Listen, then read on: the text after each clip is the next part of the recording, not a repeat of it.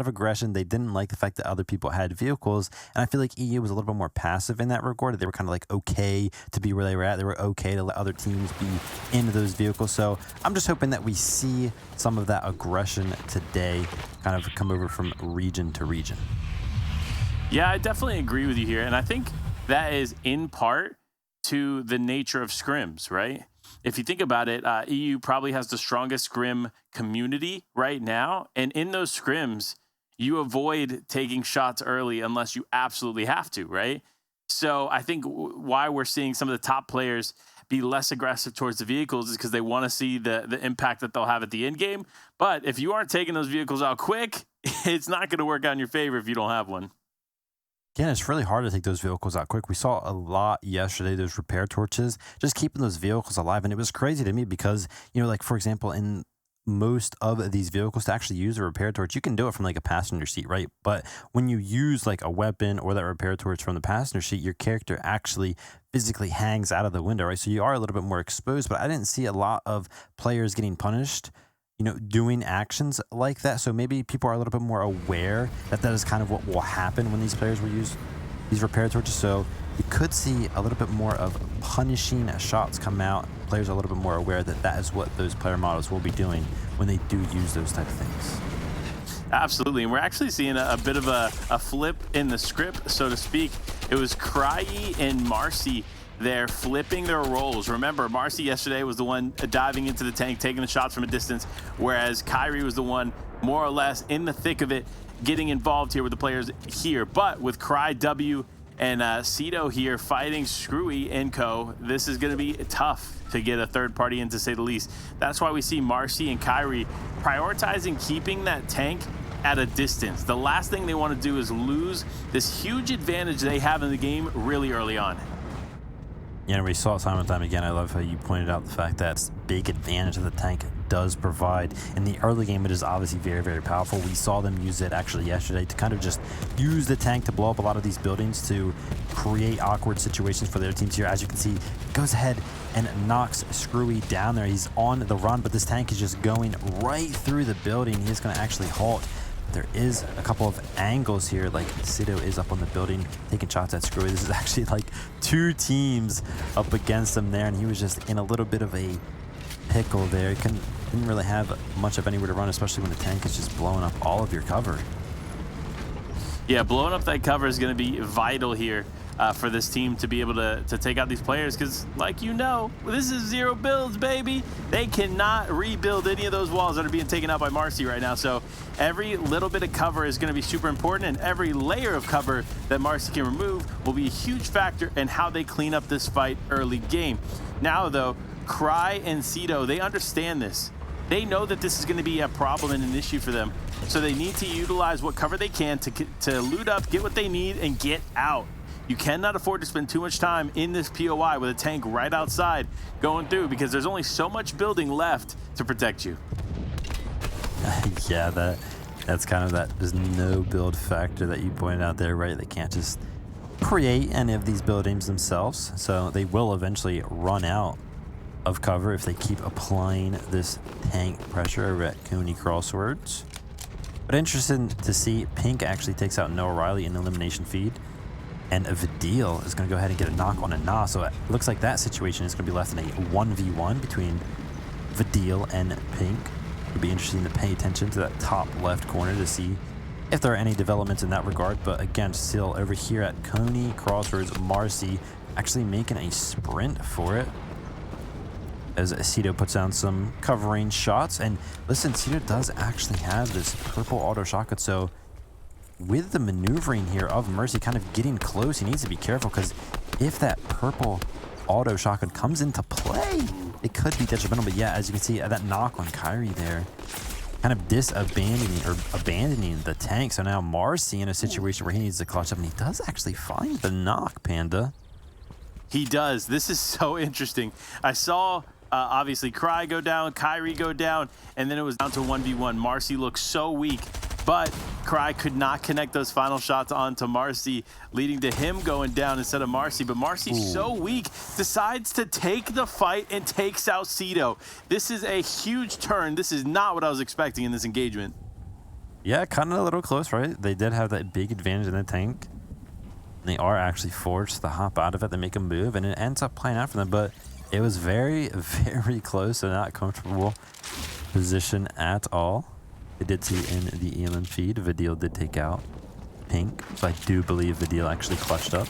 Should be able to get a reboot over to O'Reilly, and that team will be thriving. Man, think about it though, that Cavern switch up after game number 2, I think game number 3 was the first time we saw them go there. It's really been working out for them. It really is working out so far. But, you know, when you have a POI or an area like this uncontested, you kind of have to take advantage of it, loot up quickly, and get moving. I mean, Vivid, you know the value of prioritizing how you loot and getting out of there quickly, because the last thing you need is someone like Vox here and co just rotating towards you. Yeah, situations like this, right? Like Vox is kind of just holding them, right? Because as you can see here, Mirza and Lazen, they're out here on like an island, right? And really the only way to cross that water gap is kind of with the zip lines, or you can go ahead and take like one of these vehicles, potentially go across the water. But you know, when you take the vehicle into the water, it's really not going to do you much. Maybe send you a little bit before it starts to sink. So it does provide a little bit of cover, but it creates this awkward situation where Vox kind of has control over your rotation, but they do end up actually just using the car to go to the east, kind of find a different angle to cross that little bit of water so that way they aren't held. But yeah, that time is just so important in these games, because the more time that you spend kind of doing nothing, there are other teams out there bettering their loot, bettering their position and stuff like that. But an interesting dynamic of this no build game mode is that a lot of the time that you would waste in the regular Fortnite mode is time that you were wasting not farming mats, right? Because mats are something that are so important and they're not easy to come by, and you do have to spend a large portion of your early game farming them up. But in no builds, you don't actually have to farm anything, so you kind of just gather your loot quickly and make those early rotations, which means that there are a lot of duos that are going to be set up kind of in these good positions because they didn't have to spend any time farming. So the longer that you spend off doing nothing, there's just more and more teams getting in the good positions, kind of making your rotations harder. Yeah, I mean, look, obviously rotating is going to be the priority here, but utilizing Storm to your advantage is also important. We see Stenmo and Lou, they've been doing a really good job in all the games that we've watched thus far of maintaining some semblance in Storm, waiting it out with their truck, and then making it to endgame. So there's a clear play here in the ability to heal in Storm and just try to stay alive that way. However, for players that have decided to rotate in, they need to be careful and they need to start taking shots at these vehicles, because the last thing you want to do is run to a mixer in Jolaville, because they have a truck and they're going for you. Yeah, we saw a lot out of Jolav yesterday. A couple of interesting plays. I specifically remember one where his building kind of got cleared out and the floor was knocked out under him, and they were kind of like stuck in that little bit of a divot that was created by that removal. But listen, this is what I was talking about though. This is like aggressive, right? Like we usually weren't seeing a lot of situations where people who had trucks were willing to like hop out of their own truck to do damage to another truck. But Magel and Naizan, they're not happy with how the game's played out yesterday, so they topped out of their truck, did some damage. They know that they have the ammunition to back up that kind of a playstyle. But as we tune into Andretta, who was actually taking some shots from them, it looks like their truck is just right back up to full HP, because that repair torch just is so good. Yeah, I mean, that repair torch, just the value alone is incredible.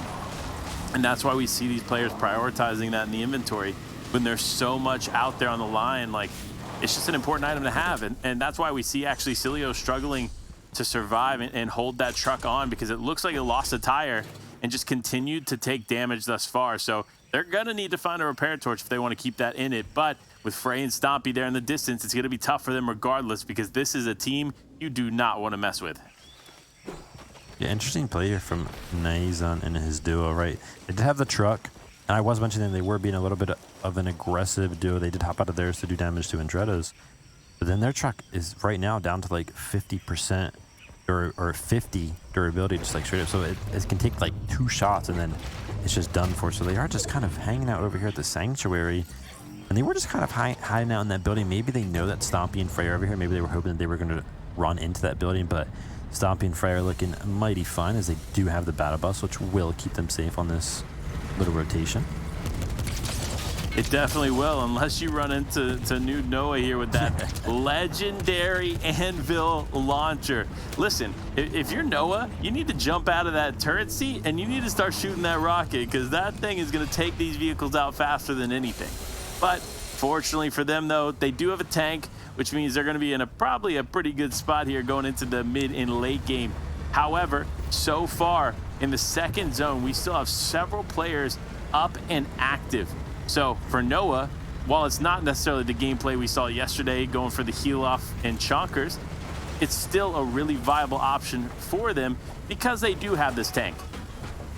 Yeah, and speaking of Noah Riley, another Noah that is in the lobby, we just saw on the top left ELM feed, as if you guys remember, Noah Riley, one of them went down earlier, which was Noah, and then Video clutched up. But watching the ELM feed, it appeared that Malibuka and Merstash actually made a push onto Vidil and O'Reilly, and Vidil was left in another situation that clutched up in a 1v1 situation, but Merstash did end up just taking him out. So Vidil and Noah Riley, I believe they did have 2 or 3 eliminations before they went down, but they are actually out of the race for this game.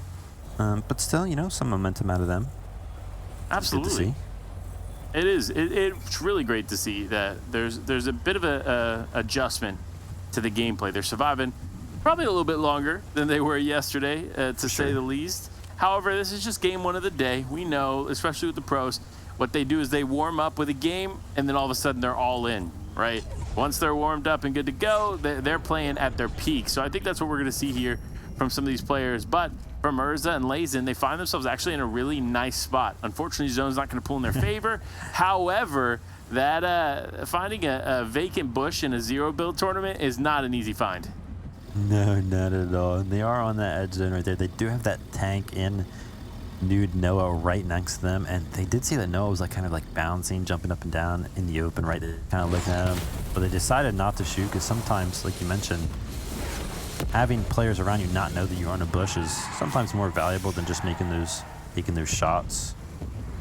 Because usually you don't really gain anything, right? Like there's the over shields that come into play and your regular shields, so you have effectively 250 HP. It's really hard to kind of get those instantaneous eliminations that we see so often sometimes in the regular game mode because that overshield is not present. But Bad Sniper and DKS, Panda, this is looking good for you, huh? They are in a healthy tank.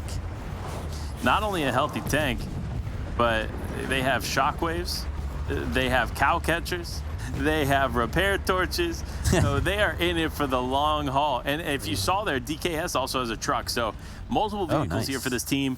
A really solid game plan and strategy here, because obviously the more vehicles you have, the more likely you are to take at least one of them into the end game. So that's going to be vital into the way that they play. However, with all the players remaining around them, they are going to need to be careful, because Bad Sniper and DKS, while going into a good position today on the leaderboard, can lose it if they do not maintain some level of consistency. Yeah, very good point.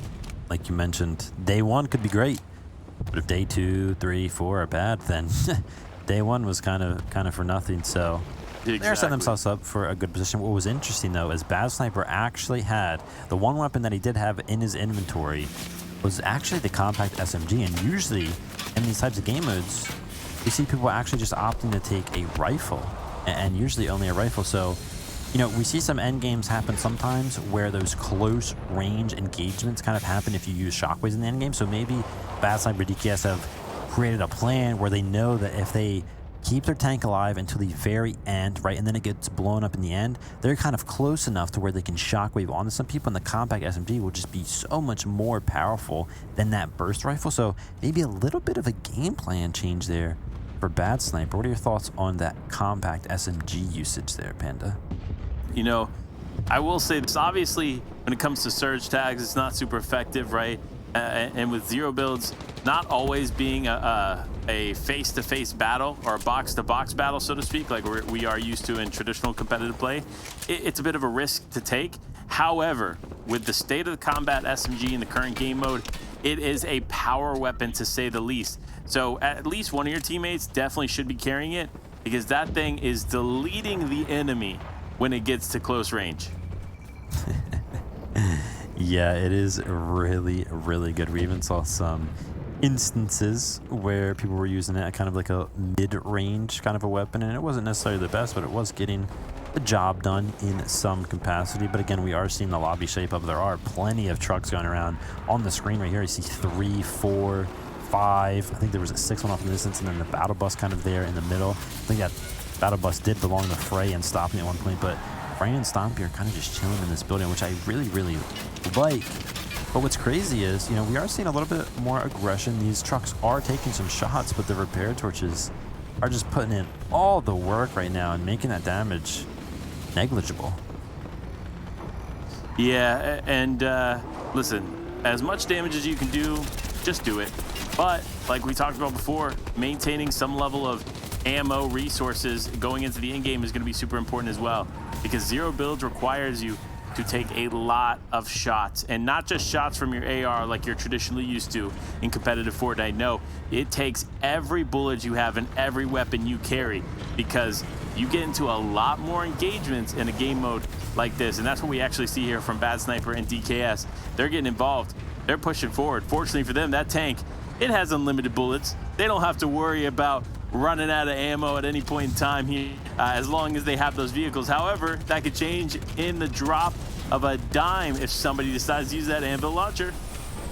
Yeah, you got to be careful. An interesting position here for Stena. They are in that tank, and they're in such a good little position here. Look at this. They have this little ridge line, and pretty much all of the players are kind of just hovering around this building in their trucks and so forth, and they're just getting all of these free shots. And honestly, it looks like the tank is putting in work. Doesn't look like the repair torches are doing a good job of maintaining durability of the trucks against the tank. So pretty much the tank looks like it does a really good job of taking care of some of these trucks, but Stena actually goes down, losing that advantageous position that he just had in that tank. Yeah, I mean, that's a risk, right? Having the tank is way more valuable than not having it. And as you can see here, Naiad fully taking advantage of having it, but no, a player jumps into the slot and immediately taken out by the turret. It's Unhydra and Naiad. They are our game 1 winners from yesterday, as well as, if I remember correctly, they were on the top of the leaderboard going into today. So definitely a great spot for them to be in. They're continuing that dominant run that we saw after day number 1, but will they be able to maintain it? That's the question. So far in this game, though, they're looking really good. Yeah, Unhydra actually and his duo, Naya, they finished 4th yesterday with 160 points, so only 30 points behind Bad Sniper and DKS, close. Who, as we look over here, DKS actually goes down, so Bad Sniper is left to do it alone, but he is in the tank, so I guess he's, you know, still in a good position, even as a solo. But we did see Xerox actually up on that right here. But Xerox actually finished in 3rd position with 131 points, so only 15 behind 1st place. And they actually already have 6 eliminations, as Andretta seems that he makes a Shockwave play up onto that higher ground and Shockwaves Xerox and his duo off of it. So now Andretta is up on that higher ground, but looking at the circle, I don't even know if that higher ground that they just kind of battled for a little bit is even in. Yeah, it's crazy, right? You see them putting so much effort forth to a position and then ultimately losing it. Same thing here with Naiad and Unhydra. You see them losing the tank. That's something they fought to keep in the game, and unfortunately they just don't have it now. And the shockwaves are coming out. This is one of the biggest plays we've seen so far in zero builds, and it is shockwaving players into the storm in these final moments. But with the amount of players that are still remaining here, we're going to see a lot of that action take place, because shockwaves are a vital piece to the zero build meta. Yeah, as you can see here, Xerox and Kovacs, who are duos, they are separated by quite some distance, both playing on the edge of the zone, and Xerox is in a position now to where he has no cover left. And I just mentioned, you know, Andretta made that play for the high ground, but it wasn't even in, so quickly changes there as the tank takes a direct hit shot at another player. And Unhydra, though, still alive, a total of 4 eliminations right now. His duo is down, and he is left with not a lot of HP. Some comms got to come in because he can actually pop one mini shield there to kind of give him a little bit of the edge. And Bad Sniper still in the tank, pretty healthy as well, only half durability. And he's actually picked up a new duo here, Panda. Magically, is in his turn seat. Hey, you love to see it. Listen, that's what it boils down to in a game mode like this. You have to do whatever you can to survive. Sometimes that involves jumping into the same vehicle, and you actually see Magically trying to look and get an angle there on Bad Sniper there for a moment, but magically is like, you know what? I can't connect shots with him. I'm going to go ahead and connect shots with Elo Rats over here. But unfortunately for them, he's going to run straight into another player as well as shots from the tank. And it's Bad Sniper who actually cleans up that elimination. Now 4 eliminations on the board, 2 teams remaining. But as I say it, Bad Sniper goes down. It is Keneal versus Magically, a 1v1 situation here for the first game of the day. Who's going to come out on top? Magically says, you know what? The tank's going to come out on top. I'm going to make the tank play. But no, it actually doesn't work out in his favor. Down to 5 shield, 100 effective HP, and it's not going to be enough. Keneal Stoke walks away with the victory royale in game number 1 of the day. Wow, that was crazy at the end there. I think Magically actually hopped out of the tank at one point, right? Because we just saw that Bad Sniper was the driver and Magically was in that turret seat. I think he actually hopped out of the turret seat because, as Panda mentioned, he couldn't find the angle from the turret itself, hops out, gets the elim on the driver, and then Keneal at the end there just comes in, uses a shockwave, closes the distance with that combat SMG, and cleans it up for the victory royale.